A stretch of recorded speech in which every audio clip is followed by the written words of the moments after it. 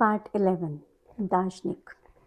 तो शायद उसके बाहर नहीं निकलने का कारण बचपन में उसके घर का माहौल हो सकता है। उसके माता पिता ने उसके साथ बदसलूकी की और बड़ा होने तक उसे कभी प्यार का एहसास नहीं हुआ। यही वजह है कि वह लोगों से मेल जोल करने से डरता है और बाहर नहीं जा सकता। ऐसा ही हुआ होगा, है ना? युवक: जी, मैं बस कल्पना ही कर सकता हूँ कि वह सब कितना चुनौतीपूर्ण रहा होगा। दार्शनिक: और फिर तुम कहते हो कि प्रभाव से पहले कारण होता है? यानी मैं अभी जो हूँ, प्रभाव, वह अतीत की घटनाओं, कारणों से निर्धारित होता है। क्या मैं सही समझ रहा हूँ? युवक: जी, बिल्कुल सही।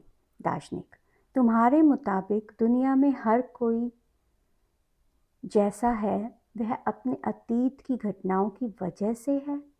यह बात थोड़ी अजीब नहीं है? क्या तुम समझ नहीं पा रहे हो? जिस किसी को अपने माता पिता के बुरे बर्ताव का सामना करना पड़ा हो, उन पर भी तुम्हारे मित्र जैसा प्रभाव पड़ेगा और वे भी सबसे अलग थलग रहने लगेंगे। या फिर तुम्हारी इस बात में कोई दम नहीं है कि अतीत वास्तव में वर्तमान को निर्धारित करता है और कारण प्रभावों को नियंत्रित करते हैं? युवक: आप कहना क्या चाहते हैं?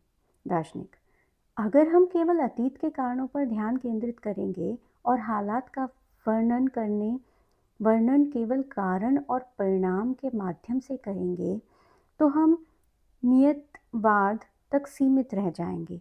कारण यह है कि इसके मुताबिक हमारा वर्तमान और हमारा भविष्य पहले ही अतीत की घटनाओं से निर्धारित हो चुका है और उसे बदला नहीं जा सकता। मैं गलत कह रहा हूँ? युवक: तो आपके कहने का मतलब है कि अतीत कोई मायने नहीं रखता? युवक: हाँ, एडलेरियन मनोविज्ञान का यही मायना है। युवक: अच्छा, टकराव के बिंदु अब थोड़े और साफ हो रहे हैं। यदि हम आपके दृष्टिकोण से चलते हैं, तो अंततः यह अर्थ नहीं है कि इस बात की कोई वजह नहीं कि मेरा दोस्त बाहर नहीं जा पाता। आपका कहना है कि अतीत की घटनाएं कोई मायने नहीं रखती। क्षमा करें, लेकिन यह तो बहुत अजीब बात है। उसके अलग थलग रहने का कोई तो कारण होगा, होना भी चाहिए, वरना उसका कोई स्पष्टीकरण नहीं होगा। दार्शनिक: सही कहा तुमने। एडलेरियन मनोविज्ञान में हम अतीत के कारणों पर नहीं बल्कि वर्तमान के लक्ष्यों पर विचार